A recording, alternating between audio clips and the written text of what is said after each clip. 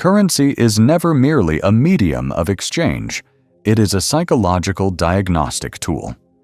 It functions as a merciless mirror reflecting your internal architecture, your insecurities, your cognitive biases, and, most critically, the identity of your master. The masses possess an insatiable hunger for it. They pursue it with a desperate fervor, yet almost none comprehend its metaphysical weight. They label it success, liquidity, or liberation. However, to the student of Machiavelli, capital was never about purchasing power or comfort. To the strategist, money is simply influence that has been solidified into a tangible, tradable form. The warning for 2026 is stark. If you fail to deconstruct how resources are utilized to manufacture consent, divert attention, and dismantle privacy, you will find yourself in chains celebrating your own captivity under the guise of autonomy. Here is the cold reality. The majority do not serve the currency itself. They serve the hallucination that acquiring it will grant them sovereignty. But the Machiavellian mind perceives the dynamics of power through a different lens entirely. He possessed zero interest in opulence for the sake of vanity. His obsession was utility, how capital could be deployed to force a knee to bend without ever needing to unsheathe a blade. Therefore, let us initiate the lesson with the foundational axiom of Machiavellian finance. We are not discussing how to accumulate it, but rather how it dictates human behavior. Principle number 1. Capital is not power. It is merely a highlighter for the soul. You have witnessed this phenomenon repeatedly. A mediocre man stumbles into a fortune. An heiress receives a massive transfer, or a founder secures $10 million. Instantaneously, their behavior shifts. They become loud, abrasive, and ostentatious, laboring under the delusion that their bank balance has upgraded their DNA. But observe the players with true longevity. The truly formidable do not fluctuate. Only the fragile transmute. Wealth does not synthesize character. It acts as a high-fidelity amplifier. It broadcasts the frequencies that were already humming beneath the surface. The insecure man uses luxury as a shield. The manipulator utilizes generosity only as a calculated transaction. The imbecile purchases objects that he believes a wise man would own. Consequently, the primary strategic lesson is this: never pursue liquidity in hopes that it will cure your feeling of powerlessness. Hunt for leverage, iron discipline, grand strategy, and reputation. Allow the funds to arrive merely as a symptom of your competence, never the origin of it. If you invert this, you will become rich, yet remain fundamentally fragile. There is no spectacle more pitiful than a wealthy individual who lacks gravity. A figure who possesses assets but commands zero authority. Machiavelli observed monarchs lose their heads not because they were poor, but because they believed their treasury automatically commanded fear. He understood that genuine dominion creates a shift in the atmosphere before a single word is uttered. This aura stems from your intellect and will not your credit limit. Principle number 2. Prosperity without secrecy is nothing but a vulnerability. The modern landscape is plagued by a disease of performative abundance. It is an endless parade of timepieces, luxury vehicles, and the broadcasting of financial data. Individuals display their net worth as if it were a substitute for personality. The Machiavellian views this display not as strength, but as a massive tactical error. Because the moment the public comprehends the extent of your holdings, they begin running the calculus on how to extract them. He adhered to a doctrine of shadows. Sovereignty is maintained through the discipline of concealment. You must never allow your assets to scream louder than your strategic capabilities. In reality, if your liquidity is the most interesting thing about you, you have already forfeited the game. You have painted a target on your own back. So how does the Grandmaster operate? He constructs his empire in the dark. He accumulates through complex structures rather than public spectacles. He intentionally allows his adversaries to believe he is operating with less ammunition than he possesses. There is nothing more terrifying than an opponent whose resources cannot be quantified. Allow the world to underestimate your treasury. Let them speculate. Let them sit in uncertainty. It is strategically advantageous for them to think you are merely surviving while you're secretly acquiring the deed to the entire playing field. That is how you maneuver without detection. That is how you decapitate the competition before they know there is a war. That is how dynasties are forged in silence. Principle number 3. Never rely on resources you do not govern. Here lies the snare that captures the vast majority. They conflate a high income with the possession of power. But if your capital can be frozen, garnished, deplatformed, or erased by the whim of another entity, you do not possess wealth. You are merely renting a lifestyle. This precarious state was what Machiavelli dreaded far more than destitution, total dependency.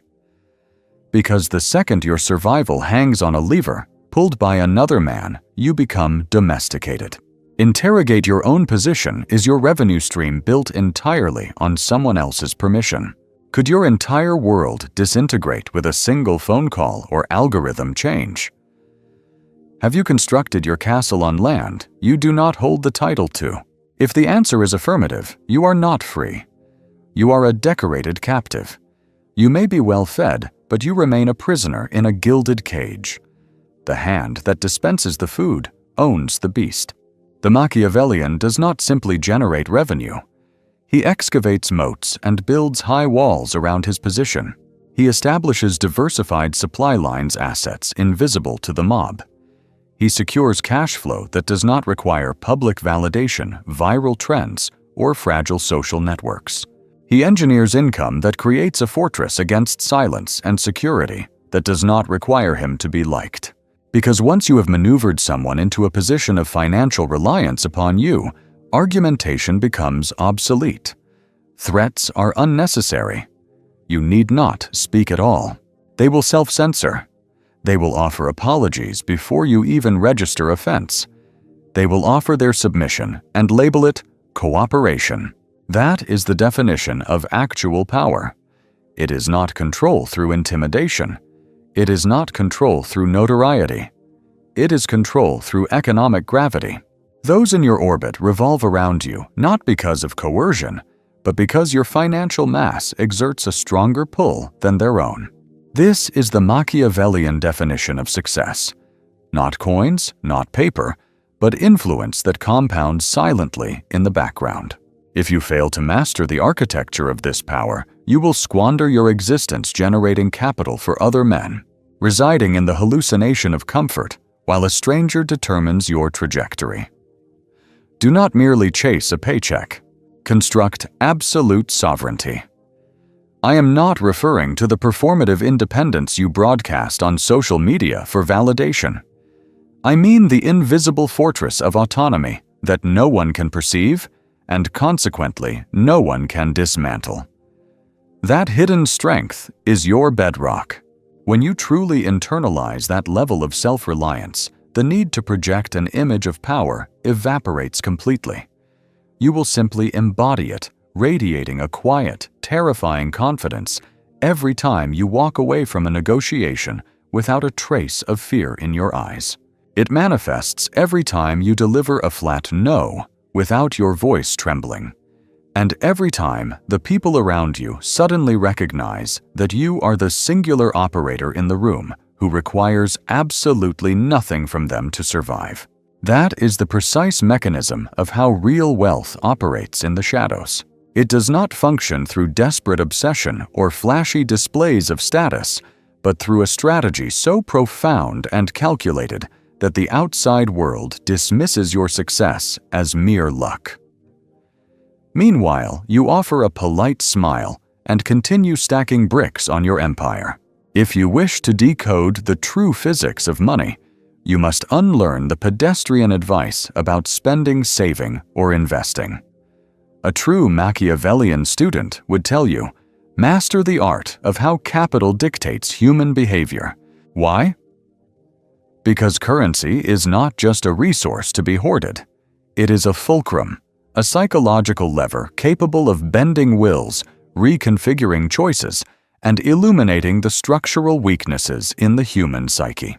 Think of it as a relentless mirror that reflects your deepest values and a powerful magnet that inevitably drags your darkest vices into the light. The second you stop viewing money as a trophy to be won and start seeing it as a high-pressure atmospheric system, you can control the entire game shifts in your favor.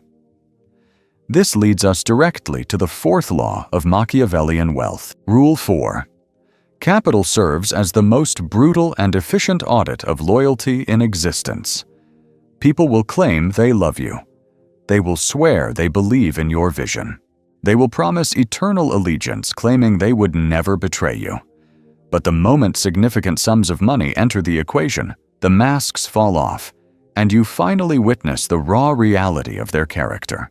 This happens because, unlike abstract concepts like love or words, money forces a tangible decision.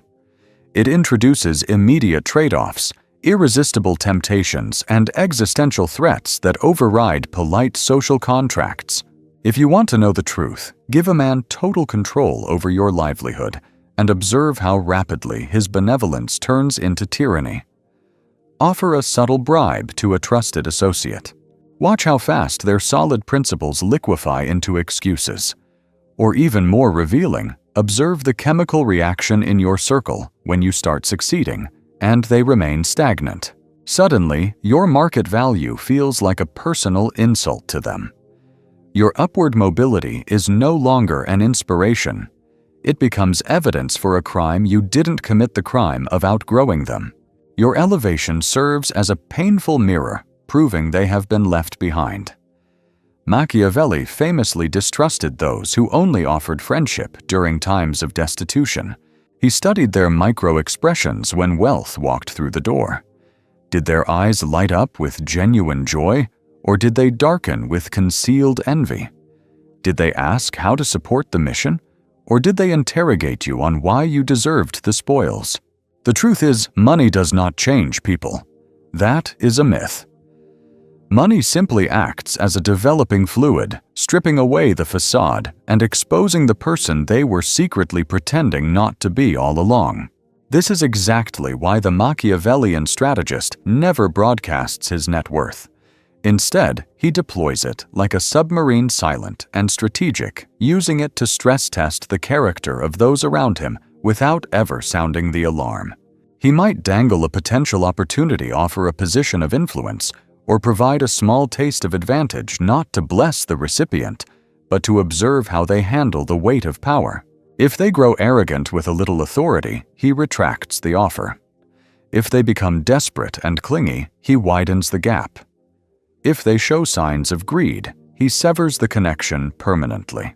This is the discipline of using wealth as a biological filter.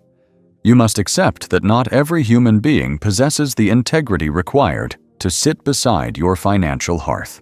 There are those who are only loyal when they are freezing.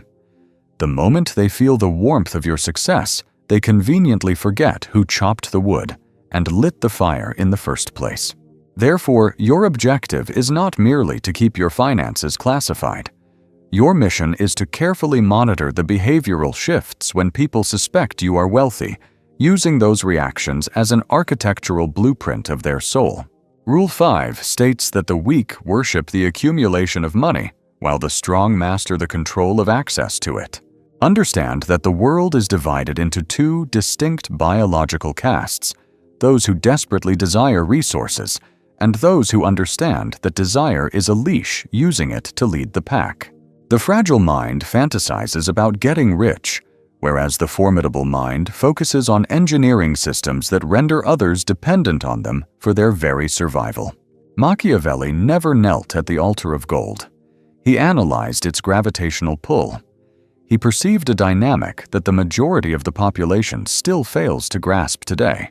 The individual who controls the distribution of resources effectively dictates the behavior, morals, and schedule of every single person waiting in line for a share. This is the reason kings maintained courts of hopeful nobles. It is why feudal lords kept vassals. And it is why the billionaires of the modern era do not waste time arguing. They simply allocate capital and watch the world adjust. Do you wish to cultivate genuine power? Cease chasing a paycheck like a beggar pleading for scraps. Begin thinking like a master architect. Ask yourself, how can I construct a utility that creates necessity? How can I forge a skill set that transforms into leverage? How do I migrate from being a passive consumer of value to the origin point of the supply chain? The man who signs the checks never has to raise his voice to be heard. The woman who owns the boardroom table never has to ask permission to take a seat. Once you secure control over the direction in which the currency flows, manipulation becomes obsolete. People will voluntarily contort themselves into whatever shape is necessary just to gain proximity to you. That is the essence of the game. It is not found in the brute force of working harder or simply earning more. It is found in designing a gravitational center of value that forces others to orbit around you. And remember, the less accessible you remain, the more precious that orbit becomes to those on the outside.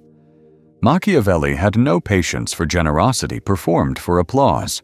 He championed the concept of calculated patronage, giving not out of soft-hearted kindness, but out of structural design. You provide resources, and then you watch not for gratitude, but for behavioral patterns.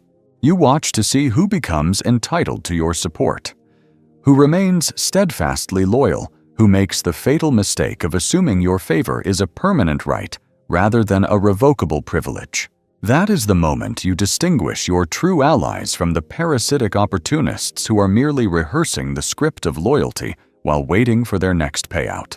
This natural progression leads us to the sixth rule. Rule 6 dictates, always allow the crowd to believe that money is the ultimate prize. This is how you win wars without ever drawing a sword. You must allow the others to exhaust themselves chasing the check, the corporate promotion, the inheritance, the hollow title, and the shiny trophy. And while they are breathless from running that race, you study the terrain. You construct networks of quiet influence. You pay close attention to what is being said in the silence.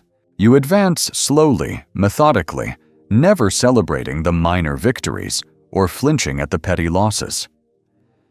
The true Machiavellian understands that money is merely the bait on the hook. The actual prize has always been power. Let the masses throw parties for their annual raise. You must remain fixated on owning the infrastructure that authorizes those paychecks. Let them squabble over fractional percentages. You keep your eyes locked on the positioning. Let them spend decades building fragile careers while you build an empire. True power isn't about the transaction. It is about constructing a deep-seated reliance. You must forge a dependency so profound that individuals continue to serve your interests long after the ink on the contract has faded, simply because financial resources are finite and will eventually deplete. However, a debt rooted in value, whether it is social leverage, emotional support, or psychological binding, persists for an entire lifetime. The truly astute do not accumulate vast fortunes merely to bask in the admiration of the masses.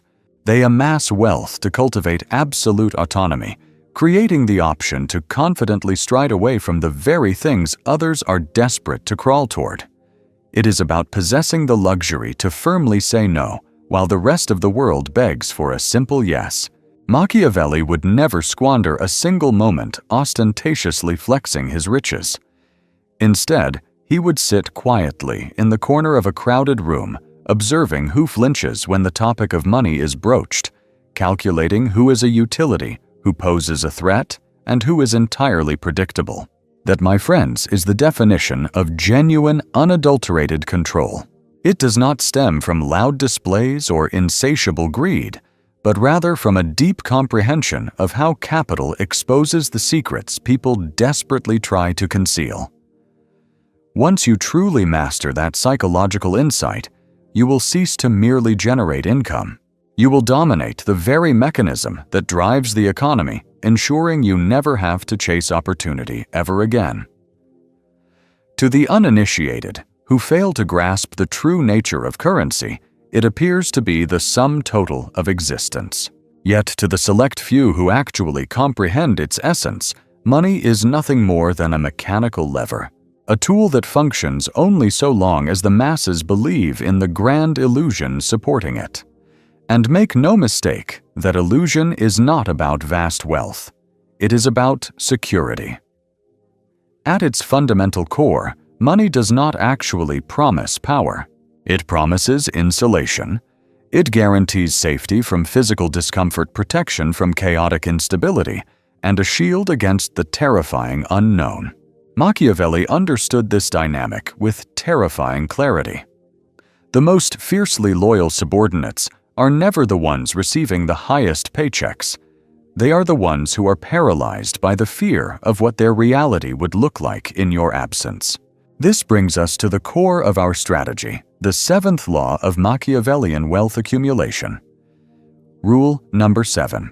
Utilize your capital to establish a baseline of comfort and then ruthlessly manage the fear of its removal. People do not toil endlessly merely to acquire currency. They work themselves to the bone to avoid losing the lifestyle that currency provides. The moment an individual acclimates to a specific income bracket, a level of luxury, or a certain social reputation, they become emotionally and psychologically shackled to it. Their very identity fuses seamlessly with the access and privileges their financial standing permits them to enjoy. If you grant someone just enough comfort to feel safe, just enough status to feel proud, and just enough visibility to feel important, observe how they react when they sense it slipping away. They will instantly compromise their morals. They will overextend their capabilities. They will silence their own dissenting thoughts, and they will obey without question. Do not mistake this for cruelty. It is merely the imposition of structure. It requires understanding that economic anxiety dictates human decision-making far more effectively than logic ever could. Machiavelli would utilize this lever not necessarily to exploit the weak, but to strategically position himself. He would never be so crude as to threaten a subordinate directly, for that is far too obvious and clumsy. Instead, he would simply allow them to brush up against the jagged edges of discomfort. He might subtly delay a scheduled payment, withdraw a customary favor, or redirect his attention to a rival, causing them to wonder, not necessarily panic, but simply question their safety. He would force them to question if they have lost their standing in the hierarchy. In that delicate space of uncertainty, people invariably reveal just how deeply they are tethered to their creature comforts. Because here lies the ultimate Machiavellian truth. The vast majority of human beings will do absolutely anything to avoid sliding backward in life. This behavior is not driven by avarice, but because they have inextricably linked their self-worth to their current standard of living. Therefore, the objective of the game is not to simply distribute money. It is to construct an identity for them that only your money can sustain. Then you simply sit back and observe exactly how far they are willing to go to preserve that self-image. This is precisely how the great empires of history were maintained. They were not held together solely by blood, but by salaries, grand ceremonies, and symbols of privilege that could be stripped away at a moment's notice. When you provide someone with a level of comfort that feels earned, yet remains inherently fragile, you can control their every move without ever needing to raise your voice. Now let us navigate into even darker psychological waters. Rule number 8. The wealthy are not respected. They are merely measured. The world has been sold a convenient lie that accumulating wealth guarantees you will be admired by your peers. We are told that people will treat you with greater reverence the more you display your high status. However, Machiavelli saw right through that facade. He understood that when you strut into a room and ostentatiously flaunt your riches, you are not impressing a single soul. You are inviting them to calculate your value. They measure exactly what you possess. They judge what you have wasted. They note your lack of taste or restraint. And they estimate precisely what it would take to usurp your position. The harsh reality is that wealth attracts admiration only from those who are positioned beneath you, specifically those who desperately crave what you possess. But the truly powerful do not admire your lavish lifestyle. They analyze your strategic movements. Consequently, when you begin operating from a place of deep-seated insecurity, where your primary goal becomes appearing wealthy rather than moving wisely, you explicitly invite predators into your circle. These are the people who will smile at your success while simultaneously studying your structural weaknesses, individuals who will use your very appearance of power as a weapon against you. That is why Machiavelli would advise, never show the world how much you desperately need their admiration. They will undoubtedly use that desire to trap you. So here is how the true Machiavellian displays his wealth he does not.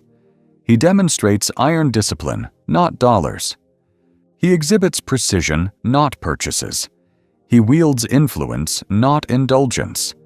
He may own everything in the room, but you will never know it. That ambiguity is precisely what gives him his lethal edge.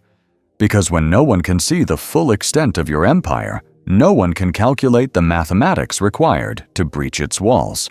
The quiet, wealthy man is dangerous because he never needed your validation, and he certainly does not fear your judgment, which leads us directly to the most psychologically dominant move of all.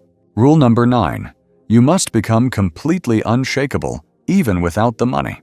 This is the pivot point where the entire dynamic changes. Most people are absolutely terrified of losing their fortune because it would mean losing their constructed identity.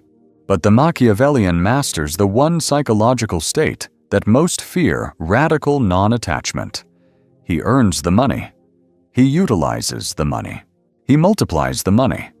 But he never, under any circumstances, lets the money become him. Because the most powerful signal you can transmit in any room, whether in business, politics, war, or love, is simply this: I have the power to walk away, and you do not. That single undeniable fact rewrites the script of every interaction you will ever have. This creates a gravitational pull that forces the world to pursue you. It creates this dynamic not because your bank account is larger, but because your sovereignty is absolute. You possess the ultimate leverage, the ability to walk away from the deal. You have no hunger for the spotlight and no thirst for validation. You do not need to prove you belong in the room because you operate with the cold certainty that even if every asset were stripped away today, you would reconstruct your empire by tomorrow. This reconstruction would not come from blind luck nor from begging for handouts, but from the exact same psychological architecture that made you dangerous in the first place. It is built on radical self-control, hyper-awareness, asymmetrical leverage, and infinite patience. This is the actual physics of how money operates. It is not random chaos. It is not some mystical energy. It is not a spiritual manifestation. It is a cold, indifferent machine. The only people who truly master this machine are the ones who cease chasing it with emotion and begin operating it like a grand strategist. You must become quiet, surgical, completely unattached to the outcome, and utterly unapologetic in your execution. You become unreachable by guilt or manipulation. That is when the axis of the world shifts. It does not turn when you merely acquire wealth. It turns when you become the elemental force that dictates who else is allowed to eat. And once you ascend to that altitude, the currency itself ceases to be the objective. It transforms into what it was always intended to be from the beginning. It becomes a physical extension of your will. It is no longer your master, nor is it your identity. It is a mirror. It reflects not the material possessions you have accumulated, but the formidable character you have forged in the dark. To truly dominate the financial landscape in the Machiavellian sense, you must fundamentally alter your perception. You must stop treating wealth as the finish line. Because capital is not a trophy to be displayed. It is a weapon to be loaded. And like any high-caliber weapon, its effectiveness lies not in the mere act of possession, but in the precision with which you choose to wield it. This brings us directly to the 10th law of true financial sovereignty, rule number 10. He who controls the flow creates the reality. Machiavelli never placed his trust in surface-level appearances. He understood that true power never resides with the man who merely holds the treasure chest. Power resides exclusively with the architect who decides where the river flows. In our modern landscape, specifically as we move through 2026, the translation is simple. You can possess millions and still remain completely powerless. You can be wealthy on paper and still be entirely replaceable in the grand scheme. However, if you control the distribution of value, the attention of the collective bends around you. They do not bend because they love you, nor because they admire you, but because they have a biological necessity for what you provide. This is the brutal efficacy of strategic positioning. Your goal is never to be the richest person in the room, for that makes you a target. You want to be the operator who signs the checks, establishes the protocols, authorizes the budget, and directs the spotlight onto others. Machiavelli understood that if you are the dispenser of resources, the masses will forgive your flaws, flatter your ego, obey your commands, and even fear your displeasure. When your hand controls their livelihood, you never need to raise your voice to threaten them. Your silence transforms into a command. Your hesitation becomes psychological pressure. Your mere absence creates a punishment worse than words. This is precisely why history's most effective monarchs did not simply hoard gold in a vault. They constructed elaborate systems of dependency.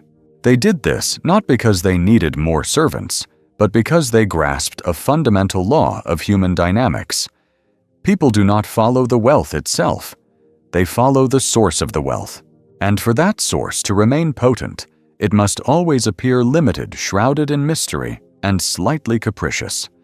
You must never grant total access to everyone. You never explain the mechanics of how you earned it. You let them guess, you let them wonder, and you let them worry. It is this manufactured uncertainty that makes their loyalty automatic. They will not risk offending you.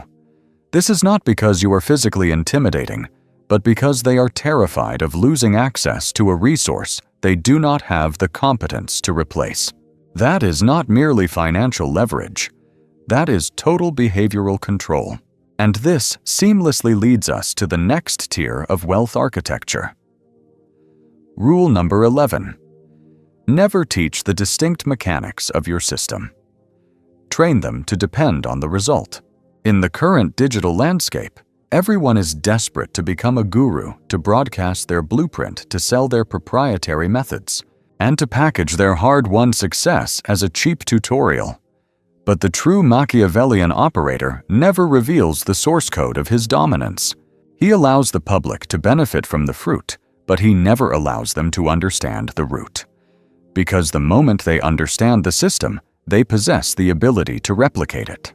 And the moment they can replicate your output, you become obsolete. So what is the counter strategy? You provide just enough insight to keep them addicted. You deliver the value, but you withhold the structure. You provide the results, but you deny them the replicability. This is exactly how the old world empires maintained longevity. The elite dynasties did not just build fortunes, they built walls of secrecy. They taught their heirs how to govern the flow, but they never educated the masses on how to generate the flow themselves. Because the more mysterious your success appears, the more mythic your personal brand becomes. And that mythic reputation is worth infinitely more than the currency itself. It transforms into capital, not financial capital, but psychological capital. People will begin to trust your guidance, echo your sentiments, and execute your strategies without question, not because they logically understand the moves, but because they have seen that your moves work. Once they trust your results more than they trust their own survival instincts, you have effectively taken ownership of their financial narrative. That is the precise moment you stop being merely a source of money and start being a source of meaning. And once they perceive you through that lens, they will never dare to compete against you. Their only ambition will be to remain in your orbit. That is how you become truly irreplaceable. Rule number 12. When you give insure, you attach invisible strings. Machiavelli understood the concept of generosity very differently from the moralists of the world. Where the average person saw giving as an act of kindness, he saw it as an investment in leverage. He did not give to be liked or applauded. He gave specifically to manufacture obligation.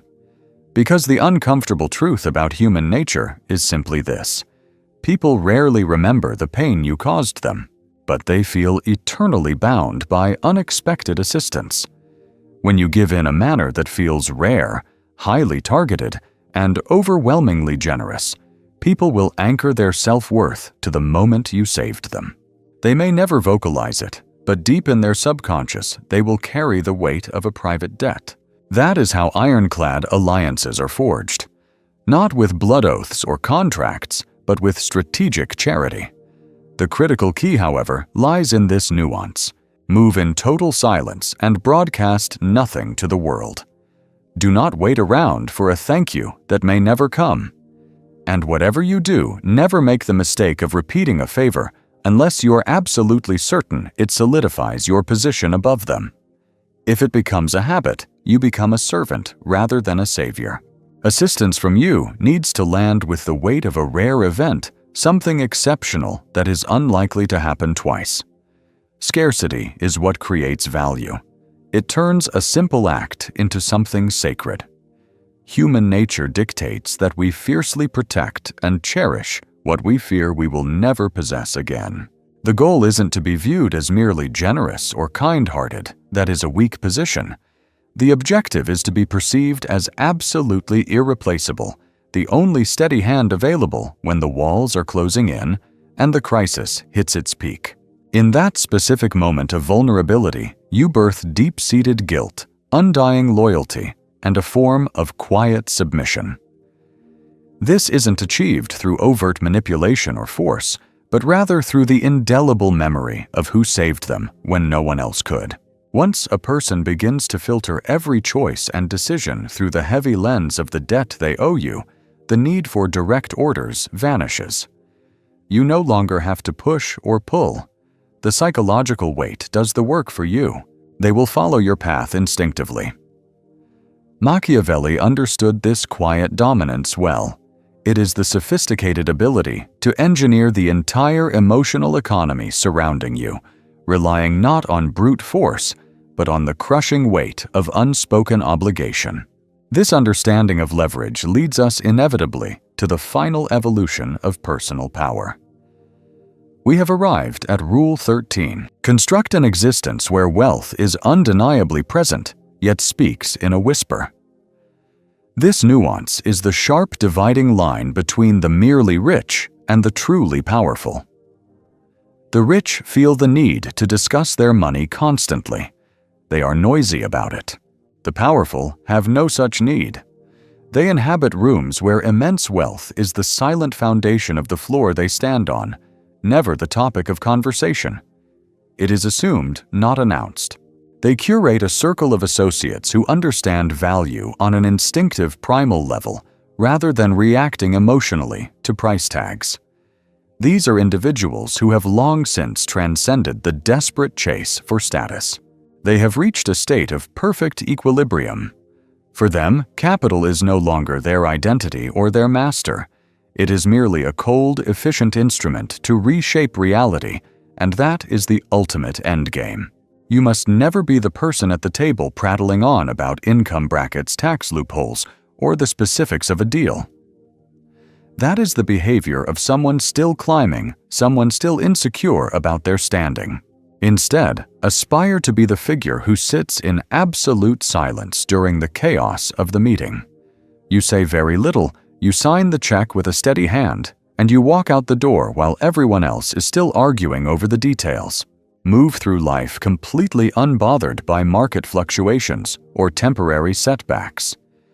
You carry the calm assurance of someone who possesses far more than they display and owns significantly more than they ever care to explain.